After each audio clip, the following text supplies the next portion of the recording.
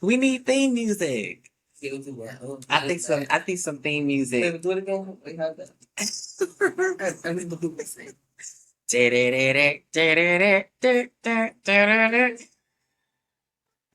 That's like an old 80s comic. Hey, one of the old 80s cartoon like that. I thought I knew where I was going with it, but then the old Jerry Springer Definitely deal with something. Past commercial, some past, yeah. Anyway, hey guys. What's up? What's up? What's up? Y'all already know it's your girls, your hostesses with the mostesses, and we're back on Transparent Energy. Another week. No, that was the big darkness. Oh yeah, right. We're back on another week Wait. Transparent Energy The podcast with your hostesses with the mostesses, Jordan B. and Bambi D, who is lacking. I'm lagging. No, she's not late. She's so, but let's bear with her.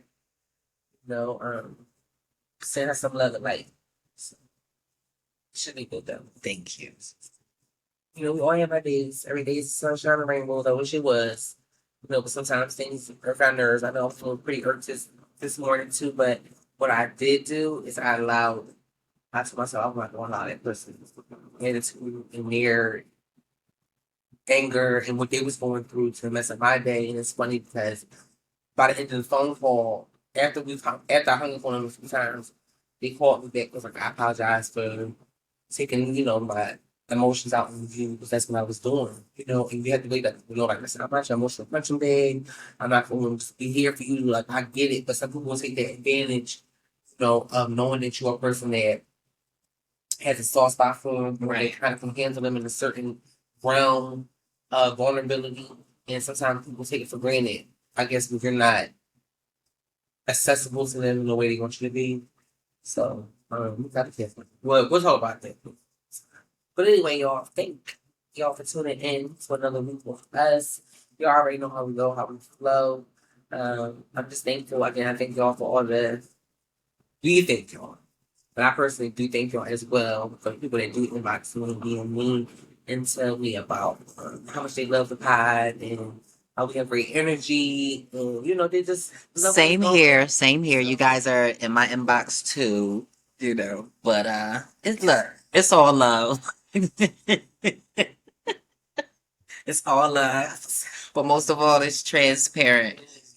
And, on this podcast, for those that this may be your first time listening or looking or seeing, however, if you're listening, I hope you're listening, which are available. If you're not listening, Anchor, iHeart, Spotify, all your listening platforms, and if you're watching, but for right now.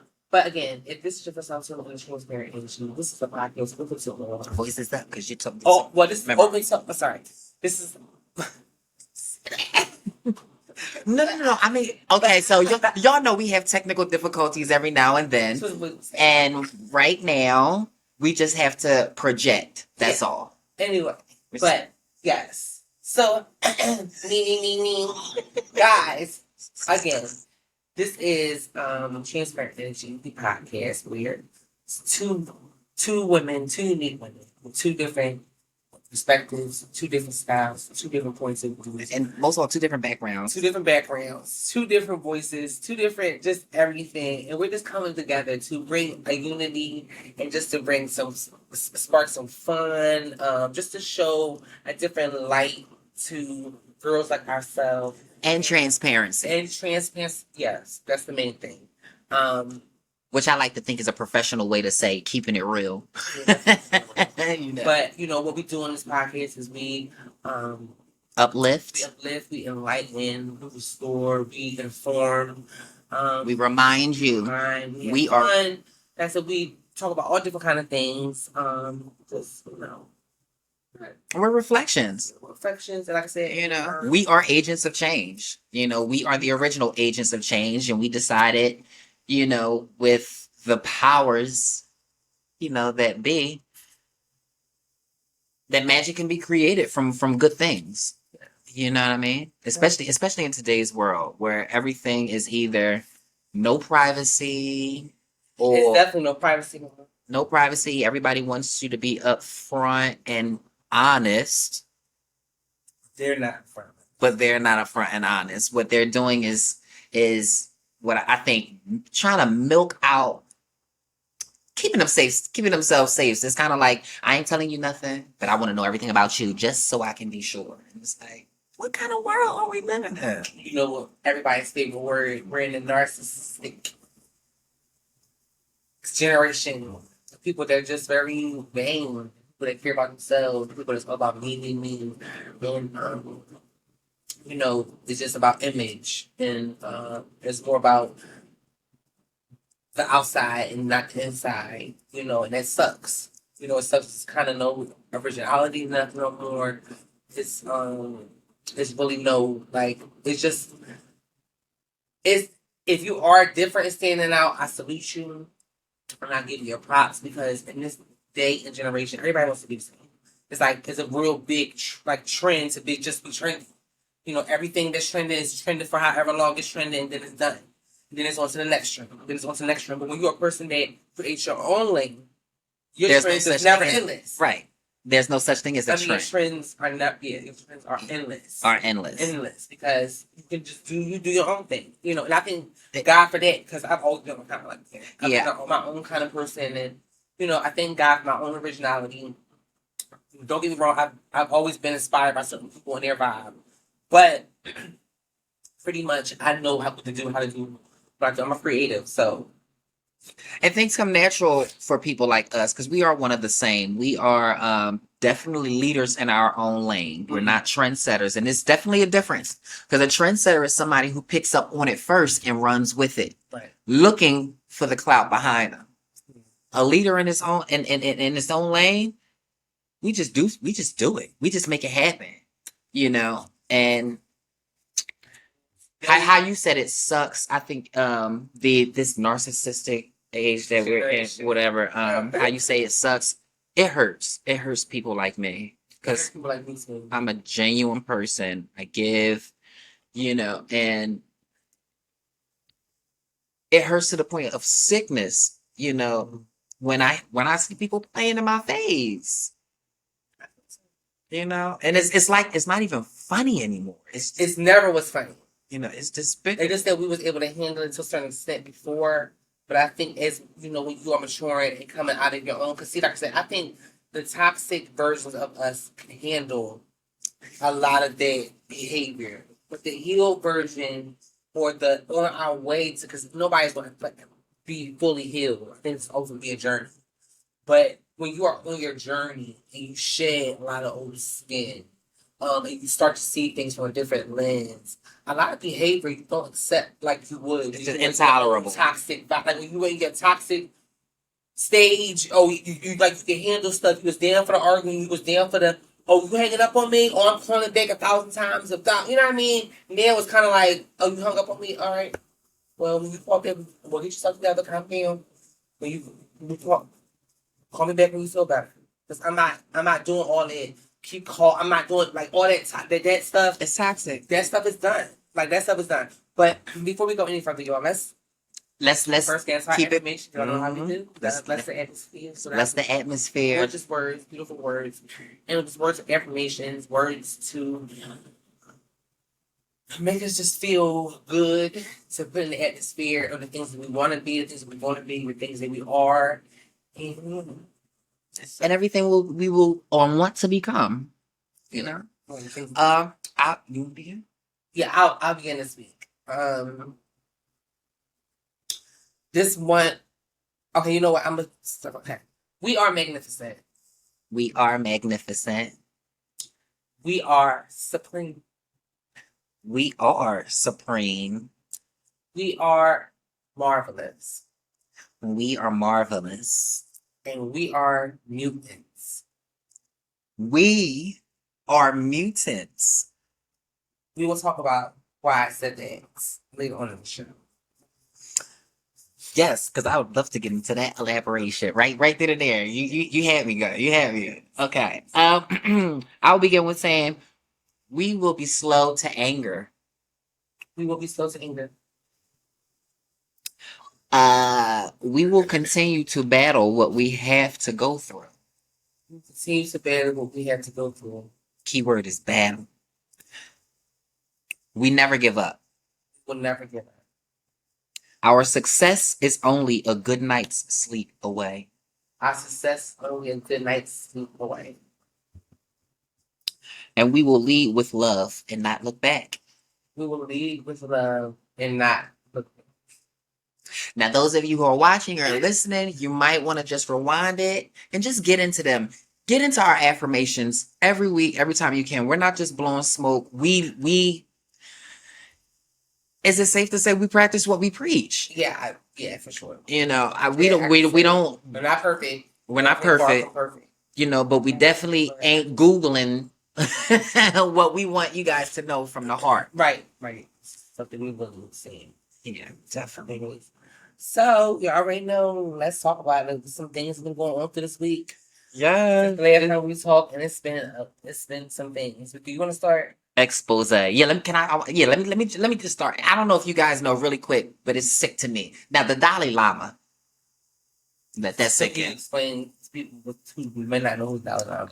I'm going to explain. I just had to let that sit in because that's a mouthful. The Dalai Lama.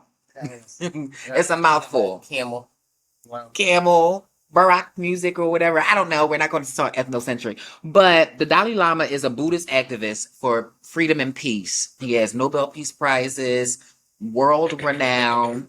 Let's say he's up there with like the Mother Teresa's and Mahatma Gandhi's. You know, so he's well known. Well, over the week, he was recorded. I guess he was doing a seminar or something, but he was speaking to a young boy, and the young boy was this close to his face, and he sticks his tongue out and he tells the young boy to suck my tongue. I think I seen that picture on the internet. Was that the Chinese dude? Yes, the Tibetan. Yes. Okay, it's better. we don't want no backlash. But the Dalai Lama, 87 years old now. He's 87. But he told that he's. And what did the boy do it? He did not do it, but he did lean in with confusion. The young boy did lean in with confusion. And before he could get close, the Dalai Lama then kind of and laughed it off. No, you meant that. You meant that. And I said they're exposing themselves. And to the point where whatever is going on in those places is giving carefree. It's giving, that's what it's giving. It's giving. Like, if the cameras are rolling, I want that little boy right there. Like, it's that, you know, now there are, that was done. But now there are stories with people who have a large respect for the Dalai Lama or whatever. Now there are people actually coming out with articles and stuff actually saying that the expression to stick your tongue out and ask someone to suck it is not offensive. Now,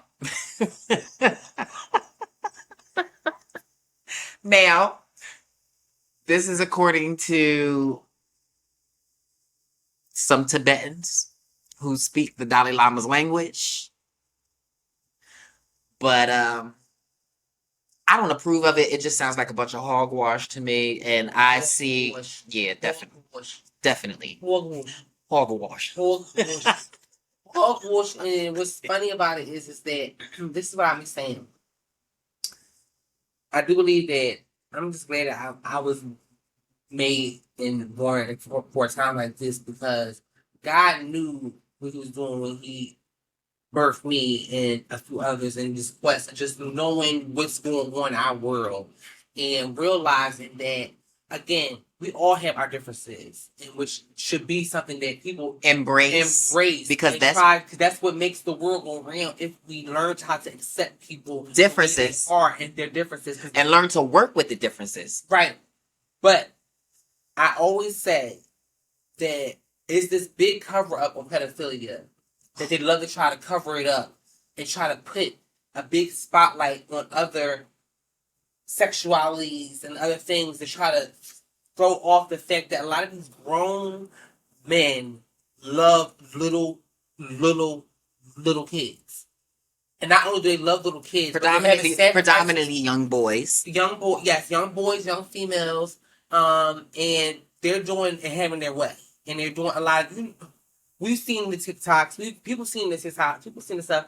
We know what's going on behind closed doors. That's why so many kids missing. Definitely. And yeah. To piggyback off what you said, it's just so funny that you said, I second that, being grateful for being born in the time that I'm in, because for me now, it's a who I know. And to piggyback off the missing kids, like, and this is disturbing. This is really disturbing what I'm about to say. But I have a direct resource, who speaks specifics where I can actually say that a means of the way the traffic goes on is how you said the pedophilia with the boys in the churches. That is a sign of trafficking. And for some reason, we lose the idea of trafficking with boys because that falls under pedophilia, and we tend to move closer to the female. So all our attention is focused on the girls and what's going on, but collectively the children. But the source says, while everybody's attention is over here, it's so much easier to do this over here right up under your nose. Mm-hmm. The source told me that. He's like 80 something years old. And he's this. But God, I feel like God put him in my life because we are very different. I think I even found out that he's unconditionally racist. Not unconditionally. He's conditionally racist. Okay, like he has his things. That's what it kind of means. I think I wouldn't say picks. I think, in a sense, just coming out of conditioning. You know what I'm saying? Like, in a sense of, not more like, oh, I want to be. We got the ear ones, though. Not like, oh, I want to be cool with these people, or these black people, or not those black people. It's like he just started opening his life to all people. We had a conversation maybe like 5 years ago. So he's an ex-racist. I like to say he's formally conditioned. He was formally conditioned. He's been a victim of what I like to say, the system of this country / corporation. Everything in his mouth everything that comes out respectfully is regurgitated, from books, from school, and not knowledgeable books, not books outside, not books where you can gain all the information you need, but systematic books that only want you to know one thing and turn away from everything else, and I think it's really like how you said, being an adult in this day and time where I can see the kids behind me, the young kids don't have no direction and something's going on. And the older people, not the older people like my grandmother and stuff that I know, but people that are above me, they don't know what the fuck is going on either. They don't know what's going on. And if I can look all around me at the people and my peers and nobody know what's going on, I better have a sense of what's going on. I need to have a sense of what's going on. Yeah, because there's a lot of people that don't know what's going on. And that's the scary part. It is. Because everybody's too busy worrying about what they look like and worrying about the latest fads and trends. I was just about to say them big red boots. Well, who has that now? You see how fast that came and went? But I'm still trying to figure out what that distraction was. Because that was a distraction for something. Everything is a distraction. They went away that fast. Some things was hot for a week and they're gone. Right. And if you know, like how I know, the media is quick to put something out. When I say the media, social media, televised media, And it all goes back to, if you, I don't know if you guys tuned in yet last week when I was reading an insert from the Rockefellers, where they basically wrote it out how they would be playing the American people right in front of their faces. Uh, but you said this is the year of narcissists. I think this is the year of expose. Everything's coming out. I think this is the year of expose. Moving right along. We already know what's going on with the foods and stuff. We already heard about, They're playing with our food. yeah, they're playing with our foods, but now they playing with the babies. They playing with the babies. There were a couple hospitals that suddenly reported that these newborn infants ended up getting these rashes and these marks on them, and then they went and got it tested, and it came I know. that the babies got herpes, and somebody is intentionally infecting these infants, like. And it's sad. I don't know if anybody's ever been in a hospital, but when I was 25, I almost lost my life.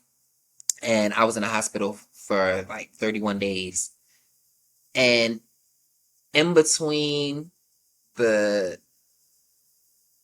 drugs or whatever, I was having them same thoughts that I did not want anybody to come in the middle of the night and do something to me. Like stick something in my IV, and I think that's It's like how the movies where it's like blurry. When you see somebody coming like this, well, they just stick like that, something like that. Well, let me tell you. You ready for this? One night, I knew I was supposed to catch my vitals or whatever.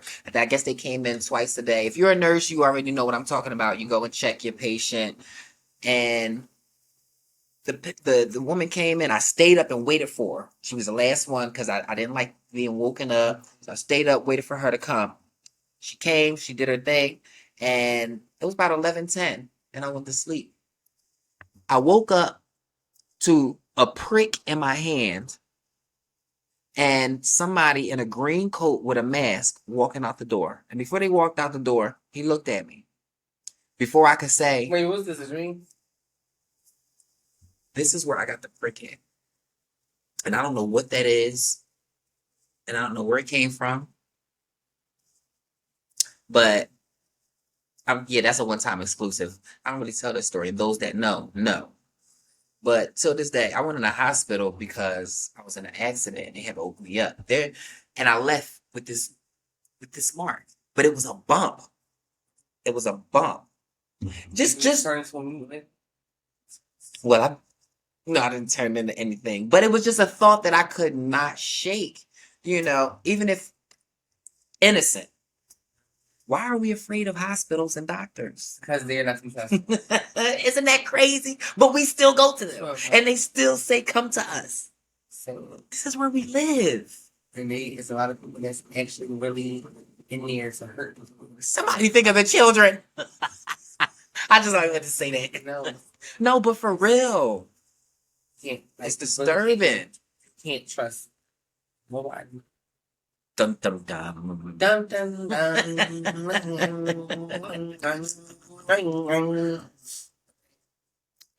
But yeah, they're intentionally giving these babies herpes. That's weird. That's like, what?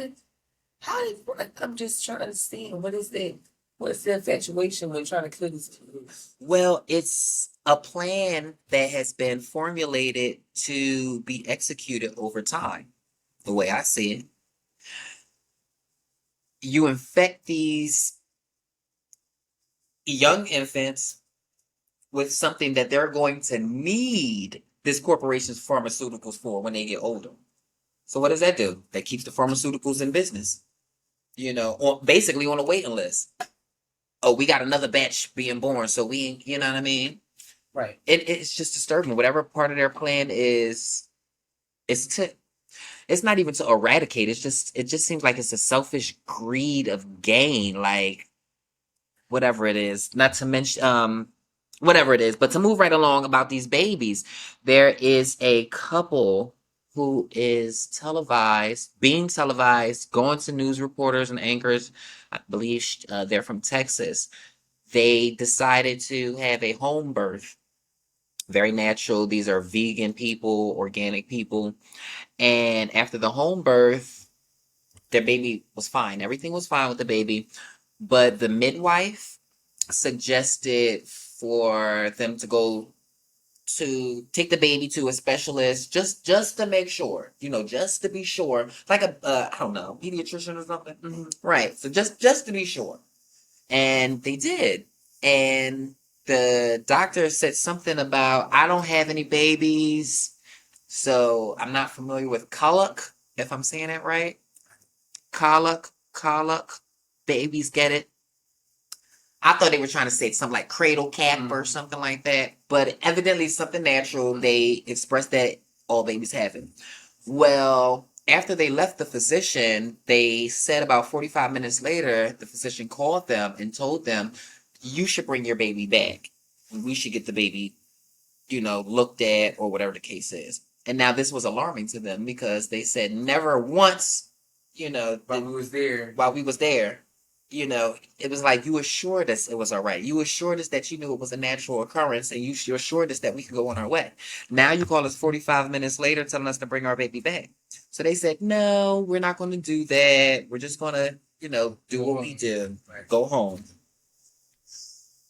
Well, the physician ended up calling what's equivalent to here in Philly CYS, Children and Youth Services. The physician call Children and Youth Services, let the people know that the baby could be potentially in danger. I don't know why this physician... What is there, like a special baby?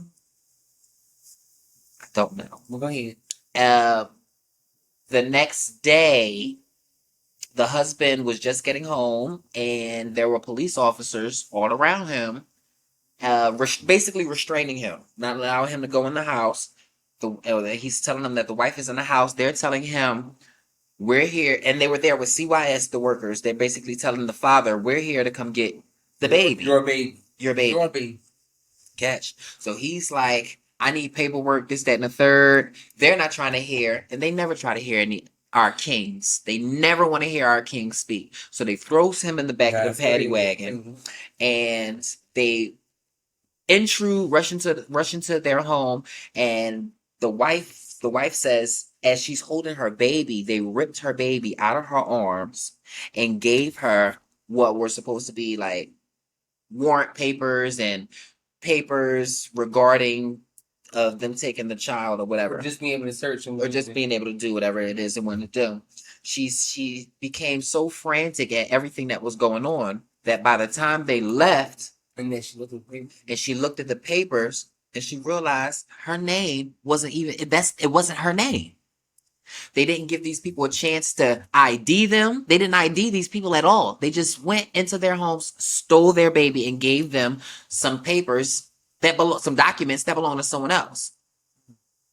And now the discrepancy is the baby is gone. The baby is in, I guess, the CYS system.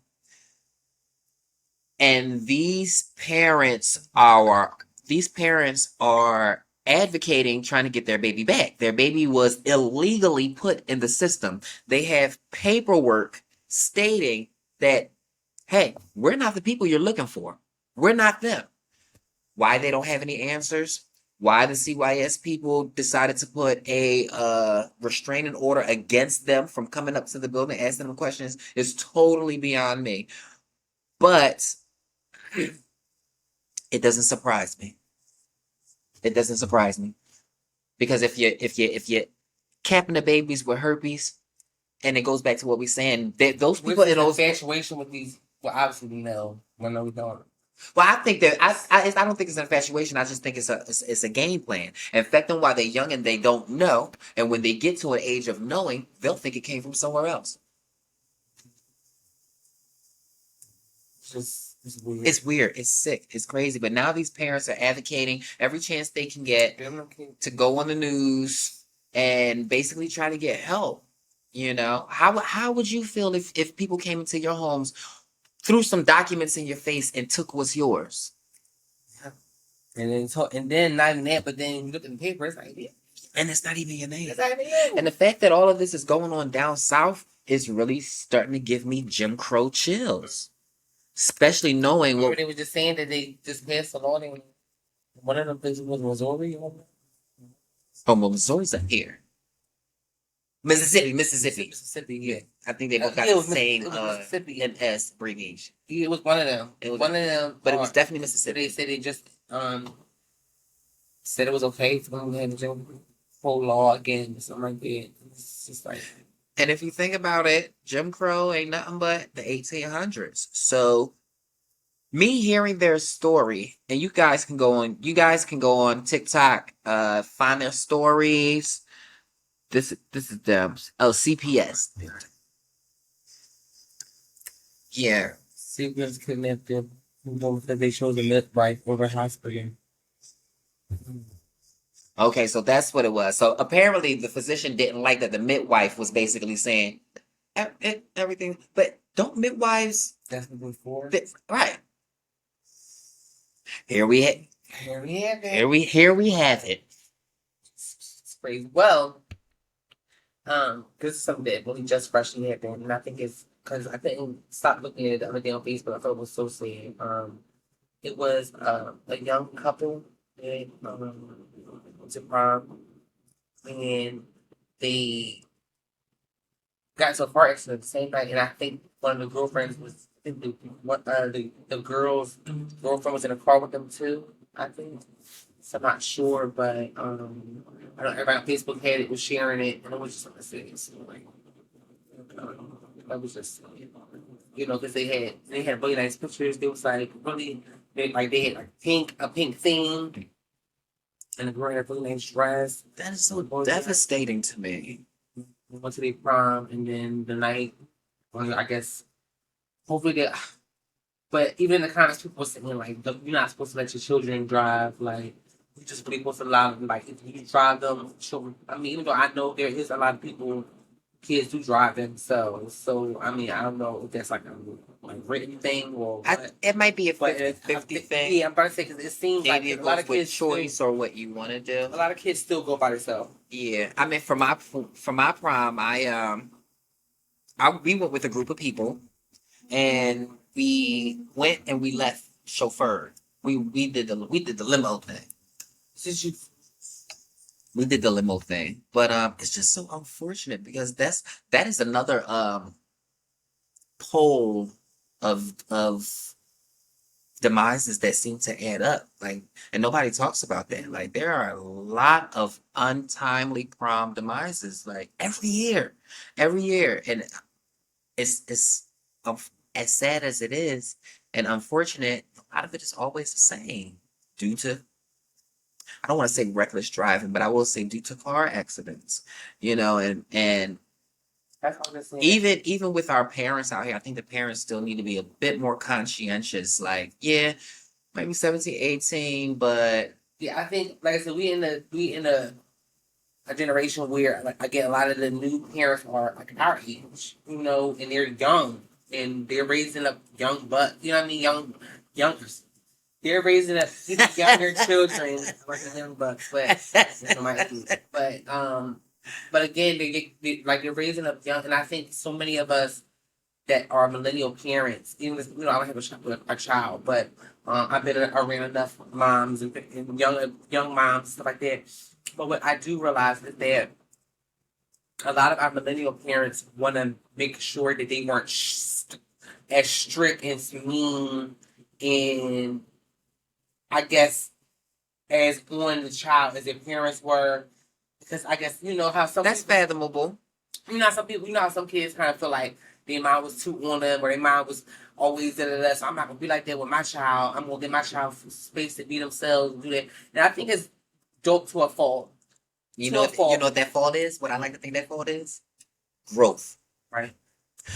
Because I think we all had that mindset. Like, I'm not going, not the way. But it wasn't until I stepped into my maturity blindly that I was verbalizing the exact discipline that had been instilled in me. So I think that fault really falls hard on those parents from being so lenient, because when it's time to put your foot down, now you have a full adult in your face telling you who you think you're talking to. Yeah. Whew! Shout out to you. I probably tell him I don't know. And I think it might be time for you to get up out of here. Because if I don't know who I'm talking to, that means you don't need to be up in here. Go on, Grony. Go on, Grony. See, say you would. I would what? Would kick them out. I'm kicking anybody out. I'm You reminding just saying that like you in my house. I'm reminding them of their place. If you can question me as an adult and say who I think I am, it's rhetorical for me to tell you who I am, for one. It's rhetorical. So I'm not going to play those little games that you don't figure out how to do in the streets. Right. I'm going to meet you at your grown ass where you think you at. You right. We don't know each other. I don't know. What? You in my space. You in my space, man. Simple as that, you know? And it's not really simple, but I learned that that's how I was disciplined. You know, after the beatings didn't work and stuff, it was very much, and it started off real subtle. I would go out, I would come in extra late, skip dinner time, but I would be looking for that plate of food. And after a while, that plate of food wasn't sitting there for me. Then after a while, when I was coming home late, that door was locked. Wasn't open for me. Then after a while, nobody was answering that door. My parents met me where I thought I was at. And even in my moments of having tears, of them letting me back in and stuff, they still never gave me any empathy. Like you think you wrong, right? You know, it was still never. Now see, it was never none of that. It was, don't make no noise in my house. You know, but I understood that. And I think it was growth that led me to the point that I respect and I love what my mom did for me. It just makes me reflect on these youth, as we were talking about. I empathize. Empathize. With what these parents are going to have to go through when their grown kids step up to them because they decided to be a cool mom. Cool pop. That's what happens. Because like I said, each generation gets worse. And I can say it like that. You know what I mean? Each generation gets more advanced. Each generation gets a little bit more sassier. Like I said, you know, it got a little sassy with our generation, but now it's with this new generation. These kids is like, I can imagine what they topped us. They ain't got that. They don't got. We ain't got nothing on them. We ain't got nothing on them. I ain't ashamed to say it, but it's so ironic that you said that because you're the second person that told me today. We were talking about the incline in society as far as productivity, positivity, and the decline as far as you know, just environmental growth. Positivity. You know, it's the same in both categories, actually. Because there's a decline of both. It's a rise, but then it's also a decline. It's also a decline. It's like I said before, it's like the fake is real, the real is fake. You know, you kind of got to... And then you got the dumb teaching the dumb, the blind leading the blind.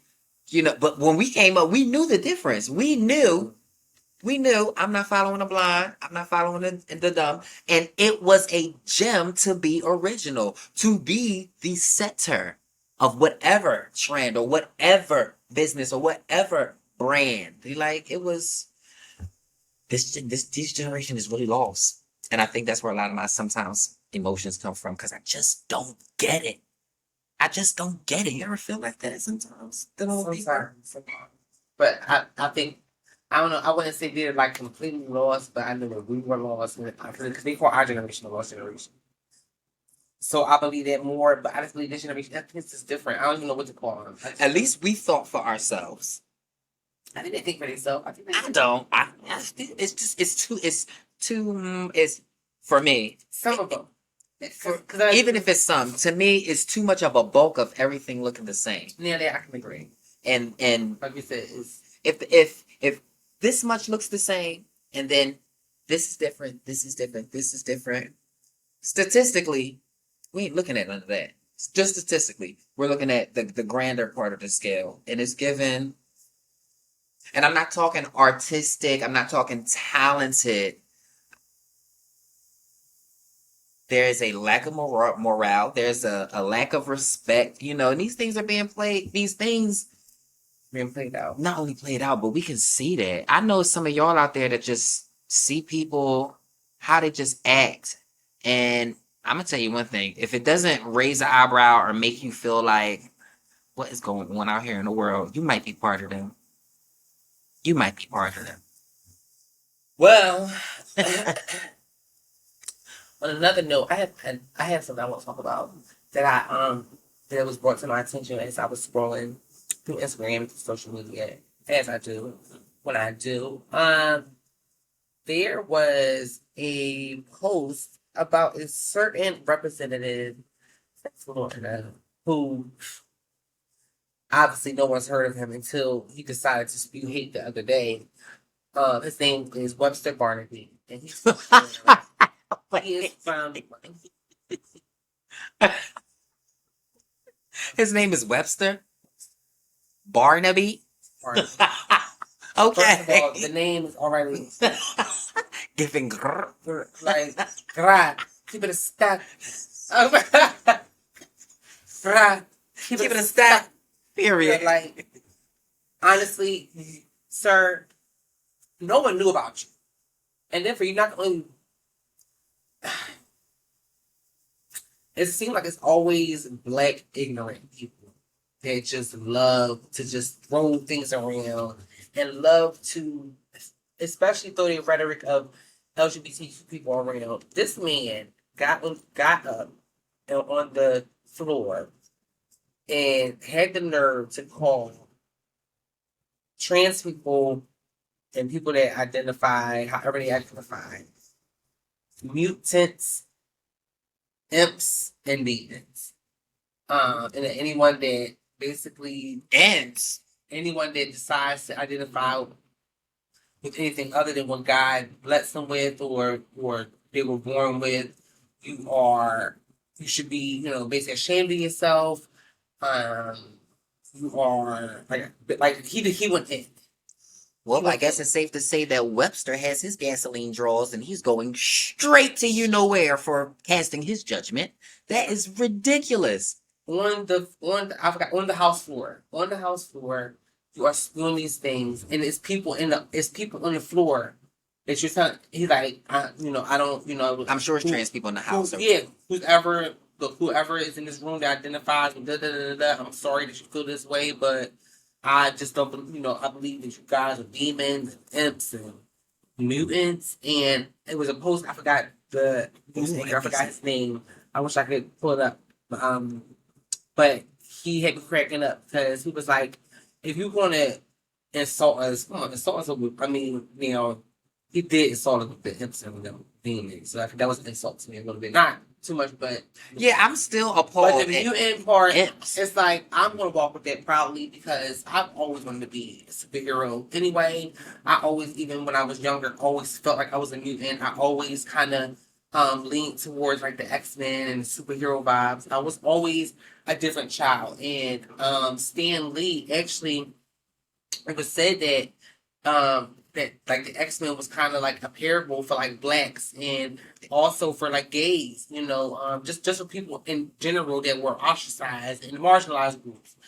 It was meant to make people that felt different and people that felt, like the outcasts and people that were give us a sense of outside, place. Yeah, looking on the inside, make you feel special, make you feel like, what I mean? Because even in the midst of X-Men being people that the world in the comics didn't like or didn't want, they were superheroes. They saved people. They did a lot of things, and I believe, and I see that in everyday life, even with a lot of trans people. Like, a lot of us are healers. A lot of us are, like, when we are around, we bring joy to people's, like their spaces, and we are funny. We're, like, charismatic. Like, it's funny to me that, and like I said, it's such a weird obsession. Because like I always make the contrast between African Americans and gays. The way that white people treat African Americans is the way that our black African Americans treat black gays. And it's so odd to me because it's like, how can we, our own people, our own race, just where we come from, just always join in on the on the hate train, on the hate wagon train. because we But were like y'all conditioned. didn't forget that we was just, it's only been about 50, 60 years. But we also what they did to us, you know, that was the ultimate. That plan was executed perfectly when they put us against us. Yeah, because they do. That's all they had to do was sit back. They put us against in so many different ways. And so we're unconsciously conditioned and we don't know it. That's why we're against each other. That's why we can't. I like that, unconsciously conditioned. Yeah. That's why we can't get along. But now it's not about us getting along. It's about us that know better. And I'm really talking to the men to start speaking to these young princes out here, destroying the royalty. Because that's what it is now. It's not, and I'm not taking it away from everybody, but predominantly it's the young kids. It's the young urban kids. And I feel like I can see. It's so bad now, like I said, especially with this, with like since COVID, with the masks and stuff, like, and they wearing these little, what they call ski shiesty masks. Shiesty. These shiesty masks. That's how you look. Like the name is messed up. So you already know what kind of vibe they're coming off of. But that's what they wear to come into these stores and take stuff, rob people, carjack. Like these kids, and they're young doing it.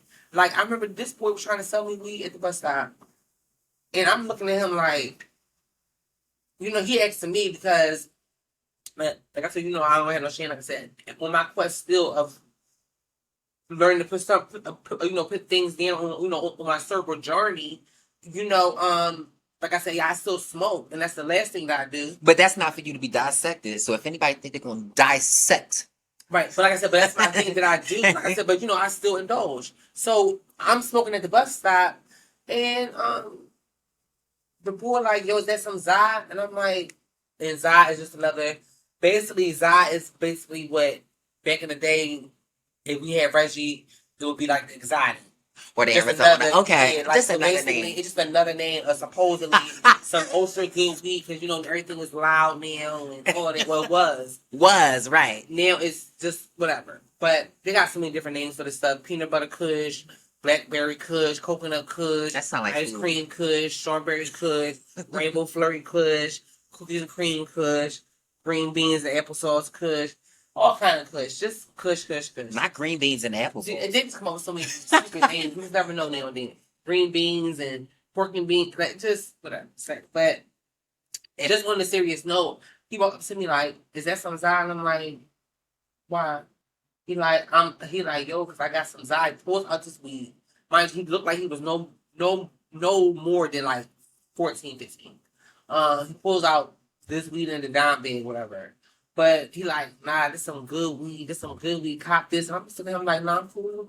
He like, yeah, I mean, I'm not saying you. He like, I'm not saying you cool, but I'm just saying, like, if you want it, it's around.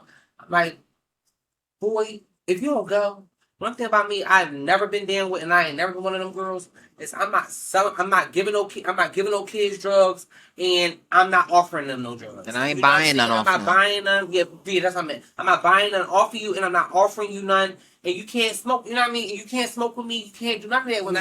No. Like, I never was that girl. Like, I didn't dot every I and cross every T in my life. But there were certain things. But there were certain things I don't play with. And I've never been a girl. I've always had encouraged the youth. I've always been one of them kind of adults. Like I said, even in the midst of doing my own thing, I always was like, look, go to school, do your thing. You know what I mean? Don't be out here. Don't do that. Like, be better than myself and other people. Like, you know what I mean? Like, it's not that deep. It's not that, go do something better with yourself, with your life. And like I said, I think that's another problem, that we need more adults like that instead of adults wanting to still, because even a lot of us millennials still think we cool too. We don't want to grow up. I mean, don't get me wrong. I know I'm cool. No, but there's nothing wrong with being cool. I think what I mean is trying to still, because I do believe that we should always feel young. I do believe that there's no problem with having a young spirit. But everybody don't feel young. So. Yeah, but I don't think, but like I said, there's a difference between feeling young and being young and acting young. And just being dumb and just making stupid, adolescent choices and not. I mean, I think it we broke it down into two people. There are some people who know what the deal is, and then there are genuinely some people who just don't know. And those people who usually know what the deal is, are, like you said, we don't always dot our I's and cross our T's, but we are more likely the ones to be the mother of the group, or the disciplinary one of the group. Like, don't do this, or don't do that, or you know what I mean. And then equally, you have some people that, like you said, like you can look at and be like, you still do that? I can't even question you. Like, you still do that? You ain't still on that. You still on that type time? And a lot of times that is so clear that sometimes I find myself frustrated because I literally see nothing else. Nothing. It's literally like, oh, I'm looking in a time capsule. But I wanted to say something about Webby D. Webby, for him to go in like that. One, we have to remember that anybody who's in the house that is of the royalty kingdom, I'm not going to say is a puppet, but they're only being put on the front line for an agenda. And I think there's a said that he was like a diversity. He was a diversity hire. That's what they remember saying. That's what Hope Giselle. Shout out to Hope Giselle. She's really great. Oh, she got it right together. She said, "Your shit, honestly, you're just a diversity hire. They just wanted you to fit the diagrammic dynamic of what was going on. No, of just the workers, like how they had. The fact that he was supposed to address one thing and then he just kind of. No, like he's just basically a diversity hire, meaning they just hire him because he's black to keep that certain demographic in the job, in the workplace, to keep that certain amount of people just in the workplace. So our society won't be like, oh, it's not nobody we can't relate to it. Ooh, so he's like on call. That's what I'm trying to say. Just basically, not saying that's really what it, but that's what she was trying to get. Like basically, just trying to throw a shot back at him. Like, and it makes sense. Like, yeah, who are you? You sound like you on call, but you got a lot of mouth right now. So it's like I'm gonna have to disregard everything that Webby said except for the imps and demons, and I felt like that came from a personal place, and that made me feel like, Mr. Webby.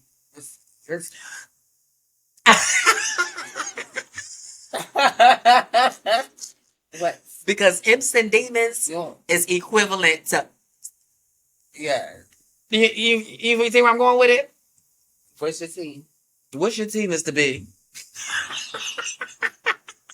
What's your team, Mr. B? Because you really, like I said, if Florida are ready to be, and it's funny because right after, like, I don't know if it was exactly the place where he was at, but Florida already has a lot going on in there. Like I believe, like Florida and Texas is like running neck and neck with the crazy stuff, like with the crazy things that's going on in there. But they right in between Mississippi, so that whole like the laws, the Gulf Coast, what's it? A lot of the governors and people just in the office that are feeling like they had permission to control people's lives, their bodies, and stuff like that. On top of the fact, and it's just funny because right after that, a couple of days later. Miami or Miami and a couple other parts of Florida got flooded. I seen that. Well, I'm not saying it was his part was that Florida does have a lot of history. Predominantly the Gullah Geechees, and if you know anything about the Gullah Geechees, that's our people. And we don't never hear a lot about during the slavery times and the wars. We don't never hear a lot about our people fighting back, but that's because we fought back so diligently that they don't want us to know that the war was really between us and them. And those mostly from the Carolinas who went down to the Everglades in Florida, a lot of people don't know. Florida is predominantly is a black state. It is a black state. It is black land. But somehow, so like a lot of these imps, Americans, very much, indigenous, but these imps and demons have acquired a taste for hate.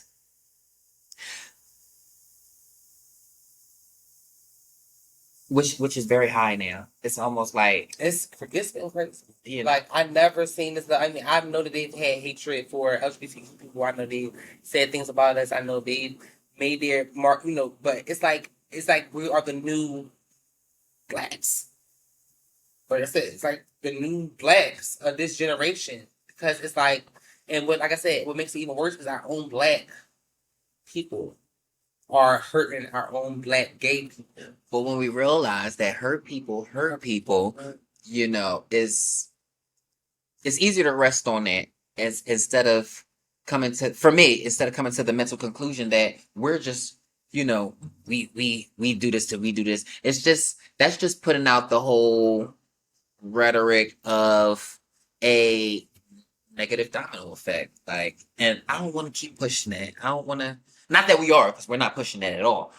You know, but And they just saying in Florida that they about to have a law, or if they just pass a law where you don't even have to have a gun license to carry a gun anymore. Like they just want the Wild West. But it's happening all. I really believe that it's gonna be one of them days like the Purge, like that movie. I believe every movie is a prophecy in some way.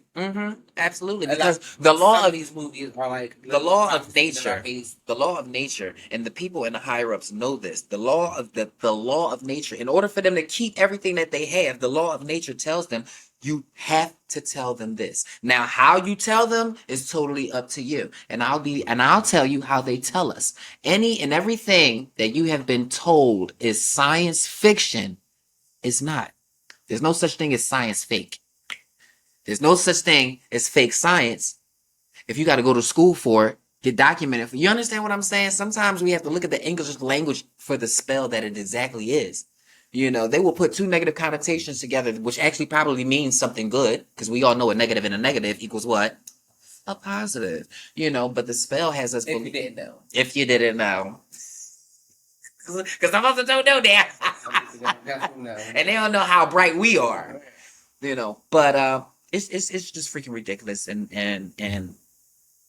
you're right, something needs to be done. But I do believe that there's going to be like a purge, something, if it hasn't already happened, because I know there are things that I don't know that is being newspaper televised that we don't know about. Yeah, that's a lot of stuff. And I just think it's crazy. Like, even what I talked about today, they coming in your house taking your babies. You just said they lifted a freaking ban. You don't need a license. Shoot who you will. They're about to just do. It's just. It's literally what I see. And we gotta watch out for China and Russia. So it's like the crumbling. We are in the crumbling. There's no such thing. Like, I'm not gonna say it's no such thing, but the last days. We're past the last days. We're in the beginning of the new. In the minutes. We're in the rubble. We're in the last 6 seconds. You know, they said a year is like 1,000 years of God. So imagine what a second and a minute probably got to be a couple of days. Right? Because remember, just a couple months ago, you had your billionaires and millionaires giving away millions. People stepping down. People dying. People getting shot. People getting killed. Now it's trickled down into the states where they're lifting laws. I told you, Joe, I'm scared. I'm not gonna lie. But look, God got me, so I ain't that scared. I believe that's how I feel. Yeah. Well, I'm scared, and I second that. Spirit got me, but it's just being this being with fluent emotions. You know, especially my emotions are so fluent that when I discover that I get scared, it's new. It's new. You know, because I'm not fearful. I can't be a mute and be fearful. I wanted to kind of go off it. Right, we're not. Okay. Wait, so did you want to go overtime? Can we go overtime? Okay, well, stop. Definitely. But I wanted to elaborate into more about mutants. All right, well, how about we'll be back after these messages. We'll be right back after these messages.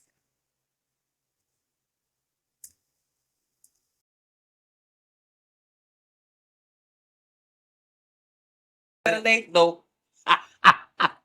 Respectfully, but that lets me know that we are doing something that is touching the people, because people want to be a part of something productive. They don't even know what it is. They just want to be a part of it. And I love that we're able to put that aesthetic out there. I love that. Well, guys, we're back. I hope she's not looking at camera too. Guys, I'm sorry. Yeah, I'm looking at cameras in here. We got so many, but we got our own setup. Yes, we got our own studio. Yes, we got our own stuff, but yes, we're getting better at it. So, but anyway, we are back with just more few, a couple more few minutes. Just a few gems. I wanted to go. I wanted to touch someone. touch. I want to touch someone. But I pulled up I pulled up the meaning of mutant because You wanted to elaborate on Mr. Barnaby. I need to. I just need to elaborate into this. So the definition for mutant means resulting from or showing the effect of a mutation. And you said something earlier about like when we're kids, you know, and we're kind of told we're always told the things to do. All kids are told what to do. And then there are the ones that show the effects of a mutation. And a mutation is the changing of the structure of a gene. I'm going to stop there. All kids are told what to do. And then there are kids like me, when I was a kid, who was always told what not to do. Oh, little kids. You follow me? So I guess maybe we are mutants. I was definitely rebellious, and I definitely was not listening to nobody else. What nobody else had to say. I had my own mind. That was different from words. I really was. I liked to play with Barbies, and I liked to play football. I liked to jump double dutch, and I liked to do backflips. And I did like definitely. I was told the things that I liked the most that I couldn't do, which probably seemed a bit effeminate. But if I do have effeminate characteristics, your definition says I'm mutated. So I think that kind of goes into also just us being, trans and transitioning. So I guess you're right. We mutated and evolved from what we were to what we are now, and still as opposed to where we could have been, yeah, or who we could have become. That is a hell of a mutation. So I definitely take the word mutant as a high compliment coming from, as a high honor coming from somebody. I call myself, so I always say, I'm bionic. I love that. Or like I said, or I'm a hybrid. I love that. Hybrid being. I know this one girl. She's so sweet. I really like. I hate the ways. Just I don't like the. I mean, I do. I love. Just like I said, I know what I am. I know who I am. But again, like I said, when the world has kind of labeled you something, and that's just all they do, you kind of like. I don't want to be. I want to be in that category. I have my own names for being hybrid, for being different, for being a mixture. So I don't need the exact label of like transgender. Yeah, I'm like that too. I'm pretty much past the whole. I'm this. I'm I'm so past that. That's how I've mutated again.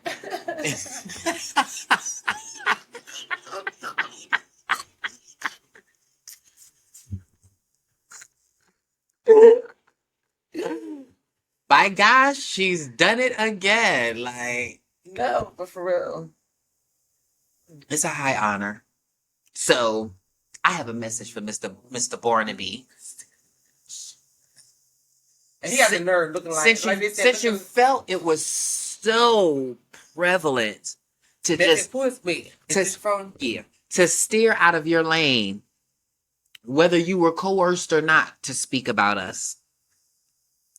You sound hurt. And you sound like your man may have cheated on you once upon a time. Okay. Guys, look at this. Look at this Barnaby. Barnaby looks like my grandpa. He definitely looks like he gives grandpa. Look, and it's the picture that he had the nerve to.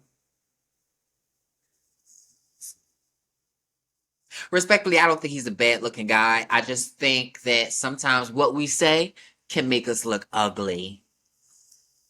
I was just let's get pictures. See the last picture I see. And then a lot of times, people are put in positions. I don't really want to badmouth the man too much.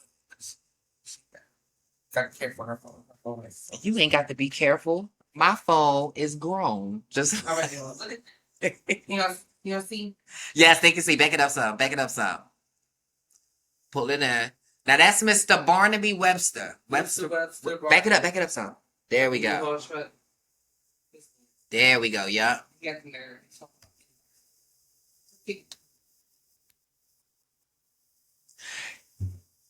It's given where he's definitely been stripped of his royalty. It's always been like that. Like you said, got some type of secret life going on. Trust me, he has a double life. Because most, like I said, any real man is not worried about no gay person. Is not worried about nobody being comfortable in their sexuality or their gender or whatever. No real man is worried about the next man. And again, anybody that's hiding something or doing something or whatever is they want to speak about it. They are speaking up or saying something or trying to blow things up or because they're afraid. Because they're afraid that the person that is comfortable in their skin is going to expose them or just expose who they are inside. Because it's like sometimes when you got somebody of the same, somebody that's kind of in the same thing as you kind of get that feeling when y'all come together. So maybe I guess they feel like, okay, I'm just going to bring up and me, I don't know.